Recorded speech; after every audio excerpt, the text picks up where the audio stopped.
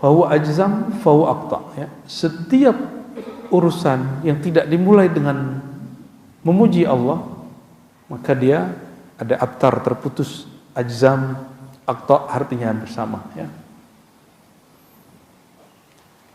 Jadi jangan-jangan kenapa rumah kita tidak berkah, kendaraan kita tidak berkah, perjalanan kita kemarin-kemarin gak berkah, kita tidak memulai jalan dengan alhamdulillah. Ya.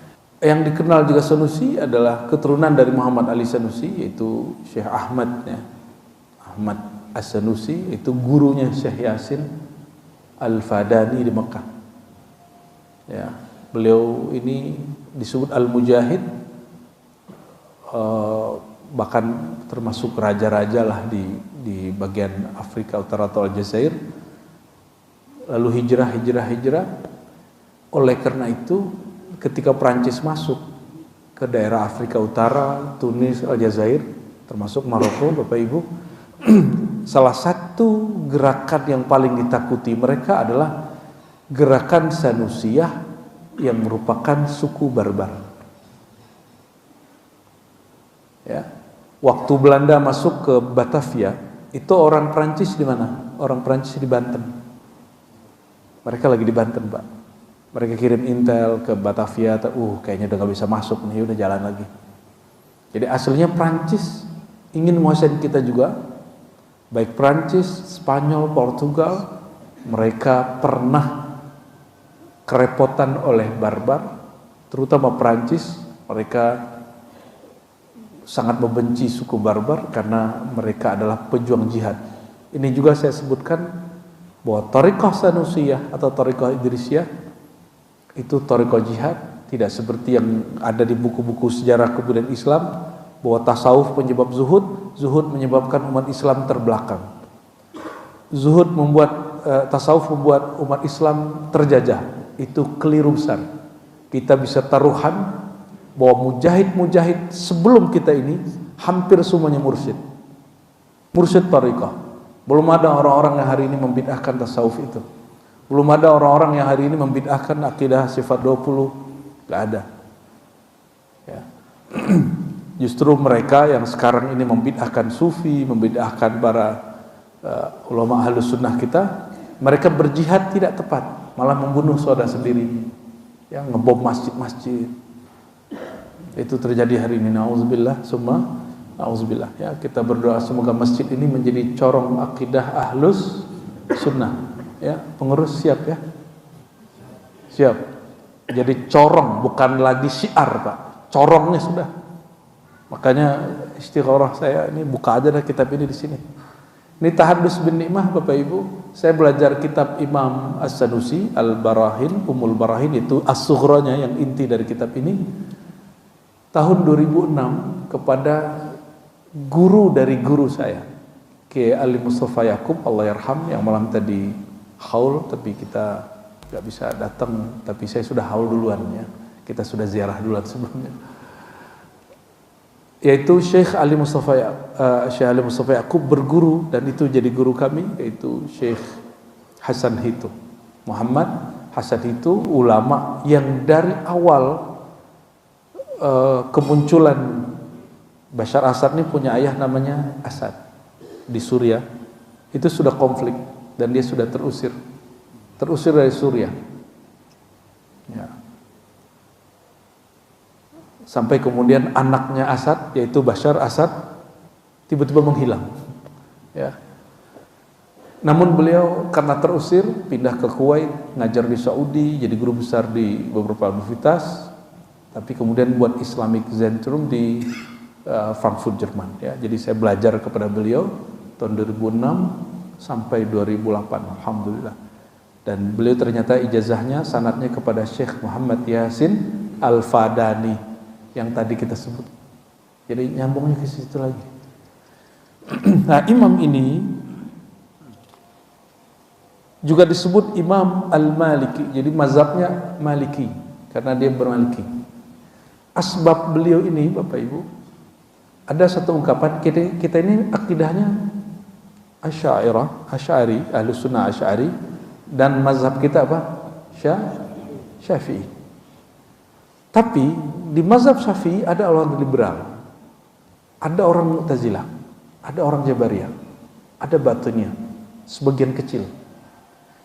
Lain dengan Maliki, hampir tidak pernah ada seorang yang bermazhab fikih Maliki kecuali satu paket dia juga berakidah Ahlus Sunnah Asy'ariyah. Ya, itu kemudian ditakrir juga oleh Imam Subki, dan ini produknya. Imam As-Sanusi ini adalah produk keberhasilan itu. Jadi mereka belajar hadis, belajar fikih, belajar tasawuf, akidah sekaligus. Maka hari ini Bapak Ibu kalau ingin belajar akidah Ahlus Sunnah itu bukan ke Saudi. Bapak boleh antarkan anak ke Maroko, ke Singkit, Mauritania, ke Tunis, ada Jami'ah Zaituniyah. Kalau Al-Azharnya Ahlus Sunnah.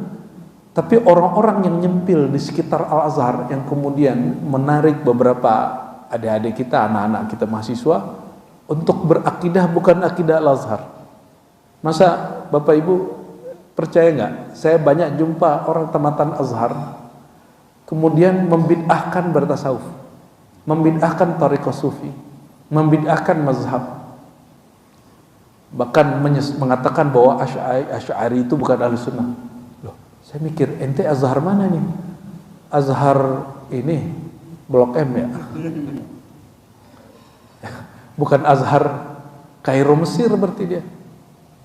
Oh ternyata ini orang namanya tercantum di kampus tapi ngajinya nggak di kampus. Ngajinya bukan dengan masyaikh Al-Azhar tapi masyaikh yang lain. Beliau ini punya ayah namanya Yusuf. Ayahnya seorang akhwal, bukan zuriat Nabi. Ibunya seorang Hasaniyah, ibunya Syarifah. Perhatiin Mbak, bapaknya bukan zuriat, ibunya Syarifah. Bisa nikah. Maka kufu itu kesetaraan bagi ulama Maroko, ulama Ahlus Sunnah Maghrib itu fiddin, betul-betul karena agama. Kata Nabi, perempuan dinikahi biasanya karena 3 hal: nasab, kaya, cantik. Tapi perintah beliau apa? Fazfar bidatid din. Pilihlah bab agama. Ini juga tantangan untuk para keluarga sadah, saudara-saudara kita habaib. Mana? Kenapa kalian kemudian mengharuskan kufu itu senasab? Itu masalah, karena data guru-guru kita rata-rata mereka dilamar oleh sadah asyraf, sadah ya. Saya tidak menggugat nasab Pak, tapi saya mempertanyakan fikihnya ya. Nabiku, kakekmu nabiku mengatakan apa? Fazfar bidatid din. Kalau ini kritik saya dari awal saya kenal Bapak tentang habaib ya. Dari dulu saya tidak percaya nasab habaib, lalu kemudian mengkaji sendiri. Menurut saya sahih, mungkin menurut kiai tertentu tidak sahih. Tapi dalam bab fikih kita bab ini nggak sepakat ya. Akhirnya banyak syarifah perawan tua. Ini yang ngaku seorang syarifah ya. Seharusnya fazfar bidatid din, lihat agamanya, udah nikahi aja. Dan ada beberapa oknum ustadz yang sadah Ba'alawi yang mengatakan kalau kalian nih bukan zuriat Nabi, nikah dengan syarifah, tanggung jawab sudah ngambil keperawanannya, sama dengan perkosa dia. Itu kalam dari mana? Itu berarti kan bedakan syariat dengan uruf tradisi. Oke, mungkin di Hadramaut di Tarim ada tradisi, karena ada tradisi namanya al-ada muhakkamah, adat itu jadi hukum. Karena mereka dominan dan ingin menjaga nasab. Oke, silakan. Tapi syariat itu beda dengan fikih. Syariat itu qat'i langsung dari Nabi SAW. Kalau fikih produk ijtihad, boleh dikritisi. Kita mengkritisi ini bukan mengkritisi nasab mereka ya. Kita mengkritisi produk hukum yang mereka pakai. Ini ada juga kawan kita di Palembang itu langsung dibubarkan semua majelis dia. Cuma karena dia menikah dengan seorang syarifah. Ya salam. Begitunya. Padahal Nabi mengatakan fazfar bizatidin, murid Habib Umar. Mungkin angkatan-angkatannya Habib Munzir barangkali. Dulu kami pengajian ngaji tentang kitab Ummul Barahid as-Sughronya Imam As-Sanusi. Jadi ada kaitannya dengan Sanusi, Pak. Ya. Nah, beliau ini juga disebut Asy'ari At-Tauhidi karena imam yang Allah masyhurkan dengan ilmu tauhid, ya. Gurunya sangat banyak dan di antara gurunya yang paling berkesan, ya, untuk qiraat ada Abu Ja'far Al-Balawi, dan di dalam ilmu keahlussunnahan dan kerohanian beliau belajar kepada wali kutub di zamannya, yaitu Sayyidi Syekh Al-Qutub Ibrahim At-Tazi. Maka salawat dia disebut salawat At-Taziyah, lama-lama berubah jadi An-Nariyah. Jadi asal nama salawatnya apa? At-Taziyah, ya. Dia juga belajar hadis dan mengajarkan Sahih Bukhari. Jadi dulu mengajarkan Sahih Bukhari itu standar ulama. Alhamdulillah kami di Ribat masih mempertahankan baca Sahih Bukhari, ya. Tapi bukan pakai bahasa Indonesia, Pak. Dalam bahasa Arab. Ya, siapa yang paham-paham lah, yang enggak ya sudah. Dan beliau juga belajar, ya, kepada masyayikh yang lain. Ada namanya Abrakan, ya, Abu Abdullah Al-Abbas dan lain sebagainya. Kita tinggalkan itu. Dalam tasawuf, ya. Ini sanad tarekatnya. Ini penting saya bacakan barangkali. Beliau mengambil tarekat sufi dan labisal khirqah. Khirqah itu kain yang disematkan guru atau dipakaikan guru, mau jadiin serban kayak mau jadiin penutup begini misalnya, ya. Tutup kepala disebut khirqah, atau ditaruh jadi rida, jadi serban gitu, samping, atau jadi imamah. Ini salah satu tradisi pengikat antara guru dan murid. Nah, beliau ini ngambil dari siapa? Ngambilnya dari Imam Ibrahim At-Tazi dan juga imam yang lain. Di sini disebutkan ada Syarafuddin Ad-Da'i. Syarafuddin Ad-Da'i dari Salih Zawawi. Salih Zawawi nyambung nanti kepada Abu Madian, nyambung kepada Syazili, nyambung kepada Syekh Abdul Qadir Al-Jilani dan lain sebagainya, ya. Ini masih banyak tentang beliau, ya. Kita skip saja dulu. Ini karyanya juga banyak. Tadi saya sudah sebutkan dalam konteks ini. Beliau nulis kitab akidah besar, lalu diringkas jadi akidah sedang, diringkas lagi jadi akidah kecil.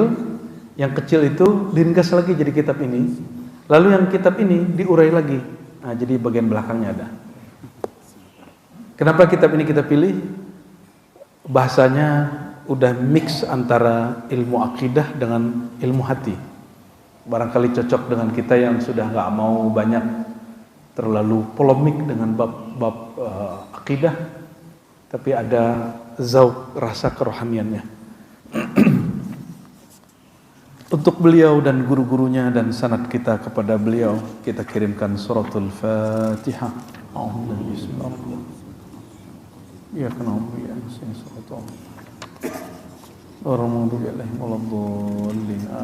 ya. Dan juga pentahqiq kitab ini berjasa. Jadi kitab itu dulu Bapak Ibu kan nggak ada percetakan, diimlakan ke murid-murid salin. Beliau hidup abad ke-9, sekarang kita sudah abad ke-15, ya. Tuh. Kira-kira kertasnya masih utuh nggak? Ternyata masih ada utuh di beberapa perpus. Jadi nanti semoga nanti ada di antara anak kita Bapak Ibu yang jadi peneliti manuskrip. Itu disebut manuskrip. Skrip manual skrip. Jadi buku yang ditulis manual dengan tangan. Bahasa Arabnya makhtutat. Makhtutat yang ditulis dengan khat. Nah, maka naskah itu ada dua, ada naskah yang dicetak, ada naskah yang masih ditulis. Di perpus nasional lebih dari 10.000 kata klaimnya teman-teman di sana, manuskrip keagamaan baik bahasa Arab atau bahasa lokal bahkan juga tidak keagamaan, itu bisa kita teliti. Termasuk di Al-Azhar. Jadi harusnya teman-teman pulang Al-Azhar itu mereka meneliti manuskrip. Disebut ilmu filologi. Ya. Jadi beliau ini ketemu naskahnya di banyak teks ya, si petahkik ini Anas Syurfawi di Kairo ya, dan di beberapa tempat yang lain ya. Ada berapa naskah di sini? 6 naskah. Mungkin Bapak Ibu bisa lihat, nggak jelas ya, nanti di zoom aja ya. Ini tulisan lamanya. Seperti ini. Coba kalau saya kasih kitab begitu ke Bapak, yang cetakan aja nggak bisa baca. Ya. Orang yang awam tidak mengerti. Dulu ada seorang syekh meninggal di tempat kami, dia masih bisa baca kitab kuning. Kitab kuning itu kitab kuning yang asli, itu bukan cetakan, tapi tulisan tangan. Ketika sampai di nama Allah itu ditulis dengan tinta merah. Dan bagi murid yang jahil itu dikeramatkan. Syekhnya mati, itu kamarnya syekh, kamar kitab syekh itu dibobol malam hari. Diculik sama muridnya. Ingin dapat berkah nggak kira-kira orang nyulik kitab? Ternyata mereka ingin jadikan kitab itu jadi jimat. Jadi kitab berubah fungsi dari menjadi sumber ilmu menjadi sumber khurafat. Allahumma sholli ala sayyidina Muhammad ya. Teksnya Bapak Ibu itu cuma 1, 2, 3, 4 halaman. Teks aslinya setelah diringkas. Namun ketika urai lagi oleh beliau, jadi ada beberapa halaman ya, jadi 8, kemudian disyarah lagi. Pasti penasaran ya, syarahnya seperti apa? Sederhana. Kitab itu kan dimulai dengan Bismillah, Alhamdulillah, salawat gitu ya. Kitab ini syarah dari kitab yang kecil yang sudah diringkas lagi itu mengurai per kata. Alhamdulillah diurai, Rabbul Alamin diurai, wassalatu wassalamu ala sayyidil mursalin diurai. Tapi uraian khusus kitab ini nuansanya sudah gabungan ilmu akidah, ilmu tasawuf, ilmu fikih, ilmu macam-macam. Ya, maka saya pilih kitab ini, semoga cocok untuk kita semua. Amin ya rabbal alamin. Apa kata beliau? Alhamdulillahi rabbil alamin. Kita coba lihat apa uraiannya tentang alhamdulillah. Apakah sama dengan alhamdulillah yang kita dengar sebelumnya? Atau apakah alhamdulillah yang selama ini kita baca itu hanya penghias kata? Alhamdulillah, kalau agama sebelah puji Tuhan. Ya. Ternyata hari ini alhamdulillah yang kita baca hari ini bukan alhamdulillah yang ada rasanya, tapi lebih kepada alhamdulillah uruf tradisi. Mungkin keberhasilan ulama kita membumikan zikir alhamdulillah sampai yang nyembah tepekong juga baca alhamdulillah. Kalau ini Pak, apa kata beliau? Bada'a bilhamdi iqtida'an bil kitabil aziz. Satu kitab ketika dimulai dengan bacaan alhamdulillah itu sedang mengikuti pola Al-Quran. Jadi Bapak kalau nulis kitab, nulis surat, nulis apa, mulailah dengan memuji Allah. Kenapa? Al-Quran itu permulaannya kulhu atau surah Al-Fatihah? Surat Al-Fatihah. Surah Al-Fatihah itu setelah bismillah langsung alhamdulillahi rabbil, langsung memuji Allah SWT. Dan ada sebuah hadis kata beliau ya, kullu amrin dhibalin la yubda fihi bilhamdallah fahuwa abtar, fahuwa ajzam, fahuwa aqta ya. Setiap urusan yang tidak dimulai dengan memuji Allah, maka dia ada abtar, terputus, ajzam, aqta artinya bersama ya. Jadi jangan-jangan kenapa rumah kita tidak berkah, kendaraan kita tidak berkah, perjalanan kita kemarin-kemarin gak berkah, kita tidak memulai jalan dengan alhamdulillah ya. Apa alhamdulillah itu secara bahasa alhamdulillah, tapi spiritnya apa? berpikir positif. Ini baru jalan ya. Ini sekedar bukan curhat, tapi ini potret orang kita. Kita kalau ada orang pelan-pelan pakai mobil, dia sudah nyamping ke kiri, itu masih dibel-bel nggak? Jalan masih luas di kanan. Saya sudah ke kiri Pak. Samping saya orang baru keluar rumah sakit. Nggak mungkin cepet-cepet. Jalannya geruduk. Nanti copot lagi obatnya kan. Hasil tindakan dokternya gagal lagi. Itu malah kita diterakin sama motor-motor. Udah nggak pakai helm, mereka orang lagi ya. Ya dengan semua kata-kata yang Bapak sudah paham kosakata itu di jalan. Mulai dari kebun binatang sampai WC. Semuanya keluar. Padahal jalan sebelah kanan masih ada. 2 mobil lagi juga masih muat. Itu kenapa orang ada seperti itu? Dia alhamdulillahnya baru tradisi. Dia alhamdulillahnya belum sampai kepada kolbunya. Sehingga ketika di jalan kesel dikit keluar kata-kata itu. Kata GOBLOK, ya, BODOH, ANJING, keluar semua itu kalimat itu. Ya, mau balas gimana, mau dikejar gimana ya. Kalau saya balas, saya kejar, tahu-taunya dia jamaah online gimana, Pak? Allahumma sholli ala sayyidina Muhammad.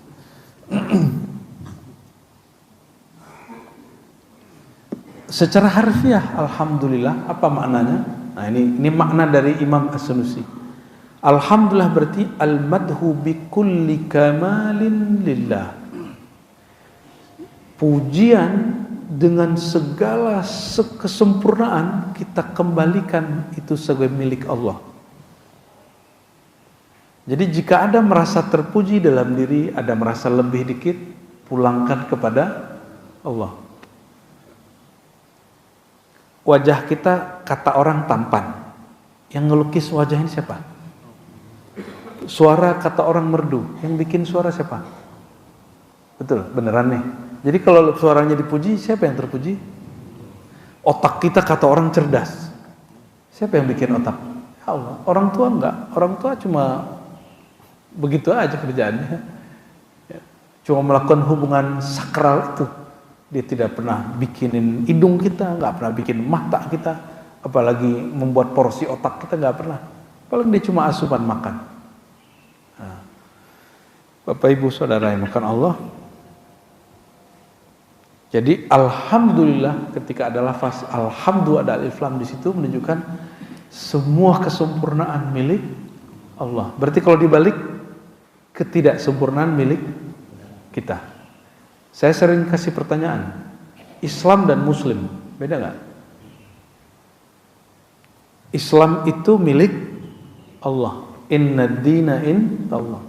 Kalau Muslim, apakah Muslim sesempurna Islam? Jadi jika ada orang mengkritisi orang Islam, apakah itu kritik terhadap Islam? Enggak ya? Gimana? Bapak ini pantas nggak, mohon maaf, menjadi representasi daripada al-Islam itu, pantas nggak? Atau jangan-jangan al-Islam itu menjadi tidak berkelas karena kita mengaku Islam? Yang mana nih? Asbab orang mandang Islam lewat kita, itu orang kemudian, oh Islam gitu ya. Jangan-jangan kita lah penyebab kemunduran Islam. Bukan, Islam sih nggak pernah mundur. Kemunduran orang yang meyakini ajaran Islam. Al-Islam selalu tinggi, al-Islam ya'lu wa la yu'la alaih. Yang rendah itu orang yang menganggap dirinya mewakili Tuhan, mewakili al-Islam, padahal dia nggak pantas. Nauzubillah tsumma nauzubillah. Ya.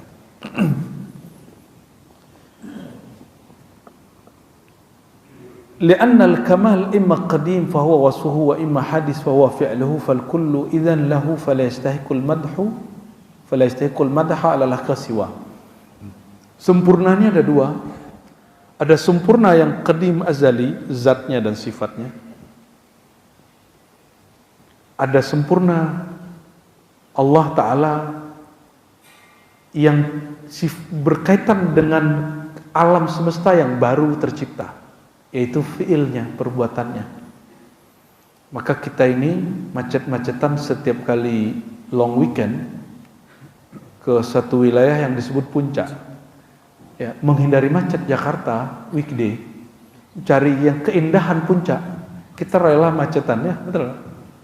Hari-hari berapa jam Pak ke sana Pak? Kalau kayak kemarin long weekend ini, ya 12 jam.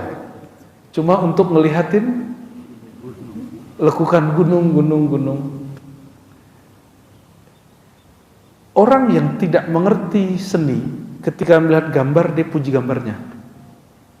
Tapi orang mengerti seni disebut filsafat aksiologi. Ya, filsafat aksiologi, maka dalam bahasa Prancis filosofi itu disebut artis baca kita. Tulisannya artis, bacanya arti. Jadi artis dalam bahasa filsafat Prancis itu orang yang mengerti seluk-beluk dari suatu pemikiran dan seni. Kalau di Indonesia artis apa? Jadi lafaz artis pun jadi rendah karena kita Pak. Padahal dari kata art itu seni itu. Nah, dan Bapak Ibu kalau udah bisa bahasa Inggris, belajar bahasa Prancis jadi mudah. Karena dahulu hampir 40% kata ahli bahasa, bahkan lebih, bahasa Prancis itu masuk ke bahasa Inggris. Wallahu a'lam bishawab ya. Yang pakar bahasa silakan dikaji ulang itu. Jadi baik kesempurnaan yang qadim azali, qadim pada zatnya, ya, azali pada sifatnya. Jadi beda nggak qadim dengan azali? Sebenarnya qadim azali itu sama, tidak dicipta, tidak berawal, tidak berakhir. Tapi dia hanya berbeda pada ibaratnya. Qadim pada zat Allah, azali pada sifat Allah. Ya, ini sebagian ulama. Kalau Imam Sanusi, dia kadang-kadang menyamakannya, kadang membedakan. Lebih cenderung menyamakan qadim dengan azali. Ya. Jangan dibayangkan Allah itu qadim, lalu dia memunculkan sifatnya. Berarti dia berubah, benar nggak? Bayangan seperti itu membayangkan Tuhan berubah. Yang berubah itu makhluk. Maka qadim azali itu sama-sama ada, tapi dia memandang zatnya disebut qadim, dia memandang sifatnya disebut azali. Dia memandang perbuatannya, kita ini perbuatan Allah, disebut ciptaan karya baru dan berubah-ubah. Nah, maka pembatas kita ini baru, dicipta, karya, berubah. Allah itu bukan baru, dia azali, dia qadim. Nah, nanti akan ada pembahasan yang agak ramai di situ. Insya Allah ya. Ini tim khidmat kita sudah telar-telar nih Pak, nggak tidur semalaman ini. Saya pun layah-layah ketiduran juga depan musola. Masya Allah, udah kayak ahlu sufah kita tadi. Ngerasain tidur di emperan, nikmat sekali ya. Allahumma sholli ala sayyidina Muhammad. Lalu beliau kasih pertanyaan, apa hukum memuji Allah? Nah, ini ilmunya di sini, ilmu akidahnya sudah, sekarang fikihnya masuk. Apa hukumnya memuji Allah? Kira-kira gimana? Hukum memuji Allah apa? Sunat, mustahab, apa wajib? Oke, kalau sholat kan 5 waktu. Kalau memuji Allah berapa kali wajibnya? Seumur hidup. Coba lihat, beliau jawab ya. Apa kata beliau? Hukmu hadzal hamdi al-wujubu marratan fil umr. Minimal engkau memuji Allah sekali seumur hidup. Memujinya zahir batin, sifatnya yang qadim dan azali, begitu juga perbuatannya. Pujilah, berarti kita memuji dia pada zatnya, dia pada sifatnya, dan takdir kita. Pernah nggak muji takdir Allah? Pujilah takdir Allah walaupun sekali seumur hidup. Kata beliau nih ya. Sama seperti haji. Ini menarik juga. Ini yang nggak pernah ada di kitab lain. Dia sampai memikirkan berapa kali sebenarnya memuji Allah itu wajib. Kata dia cukup sekali tapi langsung dari dalam. Langsung kolbunya yang memuji Allah Subhanahu Ta'ala lalu ekspresikan dengan lisan. Maka alhamdulillah itu menjadi ekspresi mutlak dari kata syukur. Betul nggak? Ya. Lalu apa yang disebut syukur? Antara annal mun'im huwallah. Ini ijma' ulama ahli qalbu, ahli rohani. Engkau merasakan, melihat bahwa sang pemberi nikmat itu adalah Allah. Disitulah baru habis syirik seseorang. Dia nggak menyekutukan Allah lagi dengan atasannya, ya, dan lain sebagainya. Sama juga, ini Bapak Ibu nyadar nggak? Bersyahadat itu yang wajib sekali seumur hidup. Setelah sekali itu, hukumnya hanya mustahab atau sunat. Itu hanya pembaharuan. Maka di ribat kita, setiap kali zikir, kita memperbaharui syahadat. Bukan karena wajib, tapi ini sebagai adab. Jangan-jangan syahadat kita sempat rusak, kita perbaharui lagi. Mengikuti kalam Nabi, jaddidu imanakum. Ya, perbaharui imanmu. Berarti ikrar kita perbaharui setiap saat. Jadi sebelum sholat, saya kan dengar-dengarnya juga telinga saya ke kiri kanan samping nih. Jarang sekali yang bersyahadat sebelum sholat. Coba, biar sholatnya mantap, perbaharui syahadatnya. Karena syahadat itu istilahnya ikrar iman. Ikrar iman itu di kolbu dan Allah hanya memandang kepada kolbu. Mantap kolbunya, takbir, sholatnya diterima oleh Allah SWT. Ya, walaupun gak khusyuk-khusyuk amat ya. Jadi syahadat berapa kali wajibnya? Sekali seumur hidup. Coba ingat-ingat syahadat kita yang pertama itu yang kapan? Maka ada pertanyaan, apakah syahadat sebelum balik diterima? Diterima. Namun setelah balik perbaharui. Waktu sunat diperbaharui ya? Waktu nikah diperbaharui lagi? Ya. Inilah sebenarnya kegelisahan satu kelompok yang niat awalnya benar, tapi kemudian menjadi kelompok yang eksklusif yang kita sering dengar namanya LDII. Ya. LDII itu mengamati bahwa syahadatnya orang Islam itu tidak sempurna. Mereka buat kajian namanya kajian mankul. Tapi mengakuisisi bahwa syahadat mereka yang lebih sempurna itu juga masalah. Jadi semangatnya kita perlu puji LDII itu. Tapi fakta di lapangannya ternyata berbeda dengan semangatnya. Jadi banyak orang semangat tapi perjuangan dari semangatnya berbeda dengan ketulusan semangatnya. Ya. Jadi tidak semua orang berniat baik itu aktivitasnya baik. Masih mau lanjut? Ini baru alhamdulillah belum rabbil alamin. Wassalatu ala sayyidina maulana Muhammad sallallahu alaihi wasallam. Lalu beliau mengatakan rabbil alamin. Alhamdulillahi rabbil alamin. Kata Rabb itu juga satu jenis kata, satu akar kata dengan sering dengar fakultas tarbiyah dan keguruan di UIN IAIN. Tarbiyah itu artinya pelatihan pendidikan. Guru mendidik. Atau kalau kita doa untuk orang tua, kama rabbayani. Apa arti rabbayani di situ? Menyayangi. Ya, sebagian mereka menyayangi. Oh berarti kata Rabb diartikan di negeri kita dalam pengertian yang beragam. Ada yang mengartikannya keguruan, pelatihan, pendidikan. Tarbiyah di IAIN diartikan pendidikan. Tarbiyah fakultas pendidikan. Sedangkan dalam bahasa yang lain kita sering doa, ya Allah ampuni orang tuaku dan sayang mereka seperti mereka menyayangi aku. Ternyata terjemahan itu kurang tepat. Walaupun boleh. Rabbayani dari kata rabba lebih kepada arti mengayomi, mengurusi, mendidik gitu. Makanya ada beberapa kasus anak-anak yang tidak dibesarkan orang tuanya itu protes. Protesnya ke saya. Ya, Ustadz, Saya ini punya orang tua, tapi orang tua saya nggak tanggung jawab. Loh, terus kok marah-marah ke saya? Oh, maksudnya mau tanya katanya. Oke, kalau mau tanya kita jawab. Dalam kajian kerohanian, kalau engkau tidak disayangi setelah lahir, engkau sudah disayangi orang tuamu sebelum lahir. Engkau sudah dijaga, robbaya itu sudah dimulai dari dalam perut.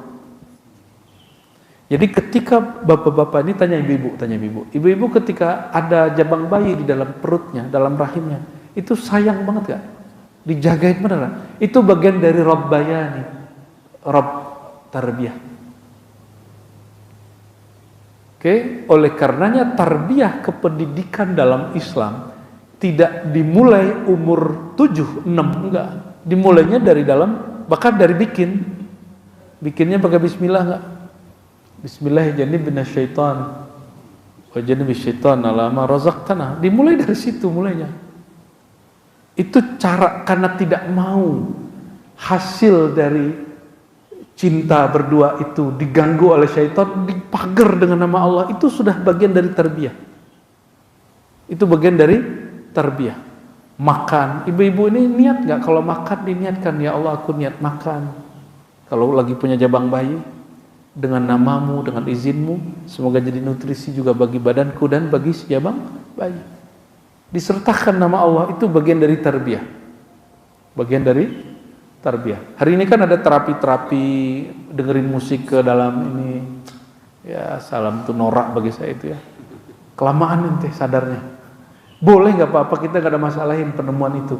Tapi pendidikan kerobayani sohiro kecil itu dari kita masih kecil di dalam perut ibu kita. Ya, semoga yang telat kesadarannya itu menemukan Islamnya bukan hanya sekedar buah dari pendidikan orang tua, tapi kita cari sendiri. Dan saya berbaik sangka semua yang hadir pagi ini pada ngantuk-ngantuk. Ya, sebagian ngantuk-ngantuk itu karena ingin mencari tarbiyah yang sebenarnya dari Allah Subhanahu. Jadi Islam kita bukan lagi Islam turunan, tapi Islam kita Islam pencarian. Rabbil alamin, aslu tarbiyah naqlu syai'. Waduh, saya sudah mulai kabur Pak baca kitab. Harus mulai kacamata ini kayaknya. Naqlu syai' min amrin la amrin hatta yasira ila ghayatin aradaha al-murabbi. Tarbiyah itu dalam definisinya memindahkan sesuatu dari satu fase ke fase yang lain sampai kepada puncak atau tujuan yang dituju oleh orang yang sedang memindahkannya. Maka orang yang memindahkan itu disebut murabbi. Jadi siapa yang layak disebut murabbi? Dia mengerti fase-fase, tingkatan-tingkatan orang ini, levelnya ini, dia bisa dinaikin, bisa dipindahin. Itu disebut dengan murabbi. Istilah murabbi itu istilah yang ada di pesantren-pesantren, di tarekat-tarekat. Walaupun istilah murabbi hari ini sering identik dengan satu pergerakan, tapi saya sampaikan pergerakan itu Ikhwanul Muslimin. Ikhwanul Muslimin sebenarnya didirikan oleh seorang sufi Ahlus Sunnah, namanya Syekh Hasan Al-Banna. Dia tarekatnya Syaziliyah Al-Hasafiyah, dan dia mengatakan kun sufiyan qabla an takuna da'iyan.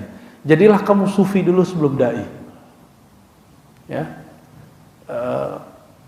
Saya termasuk pernah berinteraksi dengan para murabbi dalam kategori itu, ya. Berliko-liko juga dengan mereka. Meskipun kemudian saya berpikir, oh, ada hal yang aku belum puas, maka saya cari murabbi yang bersanad kepada imam-imam tariqah, imam-imam ahlus sunnah wal jamaah. Jadi sampai hari ini saya masih punya murabbi, tapi bukan murabbi pergerakan seperti yang teman-teman bayangkan itu. Namun saya masih menganggap dua-duanya oke. Ya. Dulu mungkin yang masih mudanya pernah zikir pagi sore ma'thurat, ya, diajak oleh murabbi gitu ya. Bahasa kerennya hari ini mentor. Nanti di ribat akan digunakan istilah murabbi kembali, ya. Kita akan hidupkan istilah itu kembali. Ya, kemarin kita sebut khalifah mentor, ya, kita ganti lagi nanti. Summa nuqila ila al-malik wal muslih lil luzumi tarbiyah lahuma ghalibah, ya. Dipindahkan dari fase ini lalu dipindahkan kembalikan ke pemiliknya dan orang yang bisa merubahnya, ya. Bagian terakhir, ya, bagian terakhir. Rabbil alamin, alam, ya. Alam itu bahasa Indonesia atau bahasa Arab? Baru sadar, ya. Ya, ternyata alam itu bahasa Arab. Ya. Kita sering menyebut alam apa? Pemandangan alam. Tapi dalam bahasa Indonesia, alam itu identik dengan pemandangan empirik, panca indera. Padahal alam dalam istilah Quran, Rabbil alamin, segala puji, kesempurnaan pujian milik Allah Ta'ala, pemilik, penjaga, pengayom alam semesta. Alam semesta, kata Imam At-Tabari dalam Tarikh Tabari, disebutkan 18.000, dan ada yang mengatakan lebih dari itu. Kenapa? 18.000 itu di dalam satu alam, ambil 18.000, ambil satu. Satunya itu di dalamnya ada sekian ribu lagi.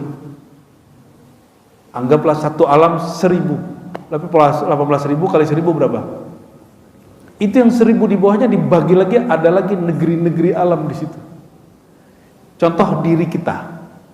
Tubuh kita ini, Bapak Ibu, Bapak kira ini Bapak ini satu alam? Tidak. Ada alam pandangan, ada alam pendengaran. Bedakan mata dengan alam pandangan. Bedakan telinga dengan alam pendengaran. Itu sebabnya kita ini suka dengerin lagu-lagu yang merdu, betul gak? Dan Bapak Ibu ini kalau kangen sesuatu, rindu sesuatu, kadang-kadang disebabkan mendengarkan satu musik tertentu yang kita punya memori. Hidung ini penciuman, dia punya alam sendiri. Kita kadang mencium satu bau yang khas dan kita ingat seseorang, kawankah, gurukah, kekasihkah. Kalau saya ingat bukhur, saya selalu ingat guru saya Syekh Hasan itu. Jadi kami kalau ngaji kitab, di belakang dibakar bukhur. Saya dulu nggak ngerti bukhur, Pak, saya kira menyan. Ini Syekh kok khurafat bener gitu. Ternyata bukhur. Nggak bisa bedain mana barang berkualitas sama yang berkualitas, ya. Nah, maka dalam diri ini ada alam indrawi, itu 5 alam sudah. Ada alam jasadiah, alam jasadiah ini Bapak ambil satu kuku, itu kalau dibelah itu sudah satu alam yang berbeda. Ambil darah satu tetes darah itu sudah satu alam dan beralam-alam lagi. Betul gak? Ya. Rambut, ambil satu rambut, itu juga ada melekul-melekul, ada sel-sel dalamnya dan itu alam lagi. Jadi betul-betul diri kita ini gabungan dari semua alam-alam yang ada di alam semesta. Jika di luar itu ada pohon, di sini ada rambut, dia tumbuh. Di luar itu ada batu, ada gunung, dalam ini ada tulang. Ini kalam Imam Ghazali. Imam Ghazali berkalam begitu. Di luar sana ada tanah, tempat tumbuhnya pohon-pohon, di sini ada daging. Di luar ada air, di sini ada darah. Ya. Di luar ada suhu panas, di sini ada suhu panas dan lain sebagainya. Di dalam diri kita minimal ada 18.000 alam. Maka yang disebut Isra Mi'raj. Orang Mi'raj itu jangan dibayangkan ke alam sana, Pak. Ditembus ke alam sini. Oleh karenanya Bapak Ibu kalau takbir sholat, pikirannya langsung masuk ke dalam. Betul nggak? Karena Bapak Ibu mohon maaf tidak punya guru mursyid yang bisa menjadi asbab kita mengkat dari memikirkan dunia. Akhirnya baru sholat udah pikiran kemana-mana. Itu masuk namanya ke alam angan-angan. Alam angan-angan inilah kalau diteruskan akan merusak seorang ahli ibadah. Nanti sibuk sama mimpi, sibuk sama pengalaman rohani, merasa takjub dengan mimpi sendiri, merasa takjub dengan pengalaman rohani. Lupa bahwa agama ini tidak dibangun dengan mimpi. Agama ini dibangun dengan akal yang sehat, wahyu yang murni. Bukan lewat mimpi-mimpi yang berasal dari angan-angan. Ya, mimpi yang terkonek sama wahyu baru diterima. Kalau mimpi angan-angan tidak masuk. Ya. Lalu beliau sebutkan di sini bahwa alam itu ada yang disebut alamul insan, ada alamul thair, alam burung, alamul khail, ya, alam hewan, alam makhluk hidup, alam jisim, benda kasar, ada alam namiyat, ada alam yang tumbuh dan segala macam. Kalau dalam ilmu rohani, Bapak, ini diringkas, coba dihafalkan nih oleh sebelum pulang. Ada alam insan, insan kamil. Kita ini insan. Di atas kita ada alam malakut, alam malaikat. Tapi dia masuk ke dalam sini, Pak. Orang masuk ke dalam dirinya, di dalam dirinya ada lapisan alam malakut. Disitulah kenapa Nabi bisa dialog dengan malaikat, para aulia bisa dialog dengan malaikat, anak kecil bisa melihat malaikat dengan izin Allah. Oke? Terus di atasnya lagi apa? Lebih dalam lagi alam jabarut. Malakut ini alam zikir-zikir, alam malaikat. Sedangkan jabarut alam ilmu kemakrifatan. Ini jabarut itu artinya kerajaan Allah pada para nabi dan aulia. Di situ ruh-ruhnya para nabi, para aulia. Makanya Nabi Muhammad SAW naik ke alam jabarut, jumpa para arwah nabi. Ya. Bahkan sebagai nabi ada di alam malakut, ya. Terus di atas jabarut apa? Disebut lahut. Lahut itu alam ketuhanan. Maksudnya di situ orang akan mengerti ilmu tentang Tuhan. Dia ilah, ya. Colek. Udah dalam sekali tuh masuk alam jabarut ya.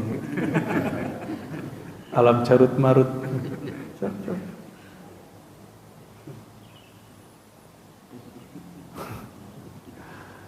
Coba, orang tidur ada mimpi. Di saat dia mimpi, nyata nggak? Di saat dia mimpi, Bapak waktu lihat cewek cantik di mimpi, minat kan? Ya, ngeliat ular di mimpi lari kan? Lihat orang gila di mimpi lari kan? Betul nggak? Ada yang mimpi terbang? Ada yang mimpi terbang nggak? Pernah mimpi terbang? Ini saya langsung terjemahin, Pak. Saya takbir langsung. Ada yang mimpi terbang nggak? Pernah terbang ya? Pernah? Ente suka ngangan-angan. Jadi orang yang suka berangan-angan, berkhayal, salah satu penciriannya di alam bawah sadar dia yang disebut mimpi, dia kalau masuk ke alam itu terbang dia. Terbang aja. Ya. Kurang yang angan-angan ya. Dan ciri-ciri hati kita jorok, ngelihat lawan jenis dalam mimpi, kemudian kita goda, bahkan mungkin melakukan hubungan suami istri di situ. Mimpi basah. Itu batinnya lagi kotor, kecuali berhubungannya dengan pasangan sendiri.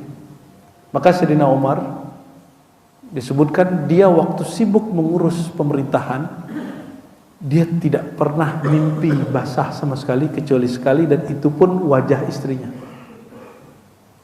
Apa kata Ibn Arabi? Ini di beberapa tempat saya sampaikan. Salah satu ciri kebeningan hati para aulia, mereka tidak lagi bermimpi jorok. Jangankan di alam sadar, di alam mimpi aja gak berani wasiat, Pak. Karena alam mimpi itu tidak mimpi. Nabi berkalam, an-nasu niyam, manusia itu tidur. Jika mereka mati, mereka tuh bangun.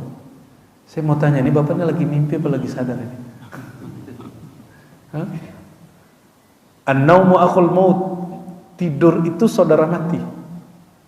Maka belajar mati, mutu qabla an tamutu, artinya sebelum kita tertidur, belajarlah sebut nama Allah. Sehingga nama Allah itu terpatri masuk ke dalam diri kita, masuk ke alam bawah sadar, nama Allah itu gak hilang. Rasulullah itu kan sering hadir, Pak, di majelis-majelis, di sholawat-sholawat. Tapi karena kesadaran kita masih empirik, belum bisa merasakan keberadaan alam bawah sadar di saat sadar, maka kita gak mengenal ada kehadiran nurnya Nabi Muhammad SAW. Ini rahasia. Kenapa para aulia, gak jadi rahasia lagi, saya buka. Kenapa para aulia bisa menyaksikan sesuatu yang menurut kita gak mungkin terlihat oleh mata ini? Empiris. Karena mereka tidak lagi melihat dengan empiris, mereka melihat dengan alam bawah sadarnya. Kalau bahasa kitabnya basirah. Gimana caranya? Jangan sampai tidur itu dalam keadaan hati kotor. Jangan pernah tidur bawa amarah. Jangan tidur bawa kebencian. Mau? Jadi sebelum tidur, lepaskan semua itu, karena kita mau pindah alam. Dan yang saya khawatirkan, orang tidur, mimpi, dan gak bangun-bangun. Gak bangun-bangun.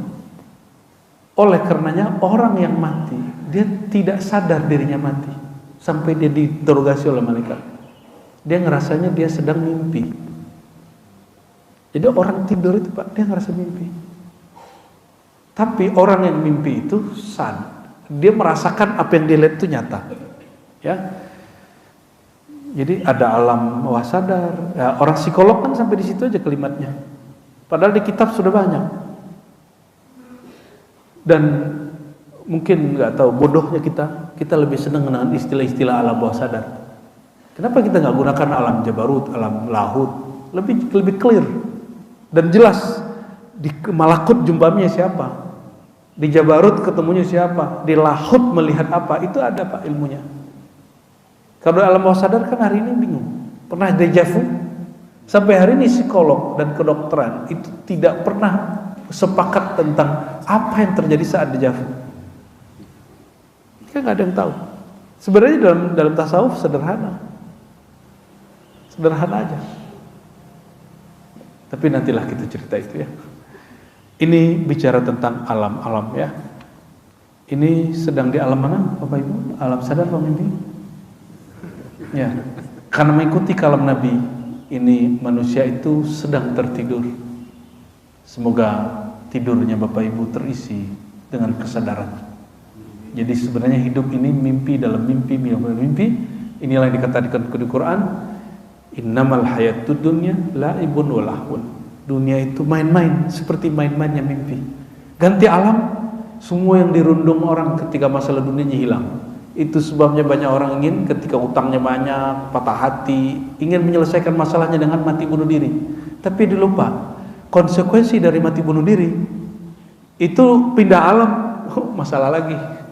Ya, masalah lagi dari sana. Kenapa kamu mati bunuh diri? Ya. Kita doakan jika ada sekitar kita yang mati bunuh diri, Allah ampuni, amin. Dan kita doakan di sini tidak ada yang bunuh diri, ya.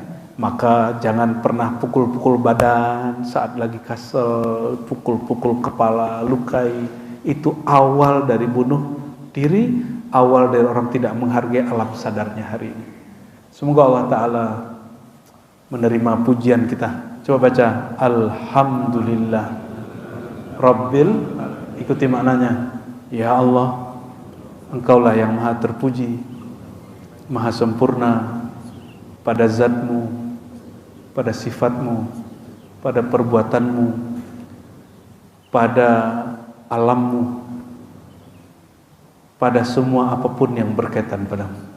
Ya Allah, kamilah yang hina, Engkaulah yang mulia, kami tidak terpuji, Engkaulah yang maha terpuji. Kami pulangkan semua keterpujian kepadamu. Semoga Allah terima tahmid kita pagi ini dan bisa menebus kurangnya syukur dan alhamdulillah kita beberapa waktu yang lalu. Nasallallahu al-afwa wal afiyah lana wa liwalidina wa limasyayikhina wa lisairil muslimin wal muslimat wal mu'minina wal mu'minat al ahya wal amwat. Alhamdulillah rabbil alamin. Assalamualaikum wabarakatuh. Ya. Baiklah, telah kita saksikan tadi secara bersama-sama tausiah yang telah disampaikan oleh Abu Ya'arosy Hasim. Semoga bagi kita yang mendengarkan dan bagi Abu Ya'arosy Hasim yang menyampaikan sama-sama mendapatkan pahala dari Allah Subhanahu wa taala. Semoga apa yang telah kita dengarkan dan kita simak bersama-sama tadi dapat menambah ilmu pengetahuan kita dan semakin mendekatkan diri kita kepada Allah Subhanahu wa Ta'ala. Amin ya Rabbal Alamin. Dari tausiah yang telah disampaikan oleh Abuya Ar-Rasyid Hasyim tadi, dapat kita ambil kesimpulan dan juga ilmunya bahwasanya jangan sampai kita terlena oleh kenikmatan dunia hingga sampai meninggalkan kewajiban kita dan meninggalkan perintah dari Allah Subhanahu wa Ta'ala. Marilah kita selalu bersama-sama menjaga diri kita agar tidak terlena terhadap kenikmatan dunia dan selalu berusaha untuk mendekatkan diri kita kepada Allah Subhanahu wa Ta'ala.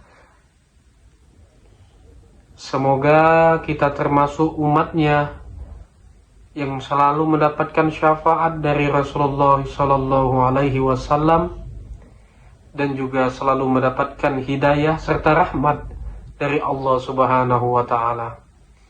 Semoga apa yang telah kita dengarkan tadi dapat menjadi ilmu dan juga bermanfaat bagi kehidupan kita, dan tentunya semakin mendekatkan diri kita kepada Allah Subhanahu wa Ta'ala. Sekali lagi kami ucapkan terima kasih yang sebesar-besarnya bagi penonton yang telah mensupport channel Rahasia Islam ini dengan mensubscribe, like, dan share. Karena dengan bantuan dan support penonton sekalian, kami semakin bersemangat untuk selalu menyebarkan konten-konten yang insya Allah akan memberikan ilmu serta manfaat bagi kita semua. Sekali lagi kami mohon apabila konten kami memberikan manfaat dan juga ilmu serta nilai-nilai positif, mohon bantuannya untuk subscribe, like, dan share, karena dengan melakukannya kita sama-sama telah menyebarkan kebaikan untuk sesama umat manusia.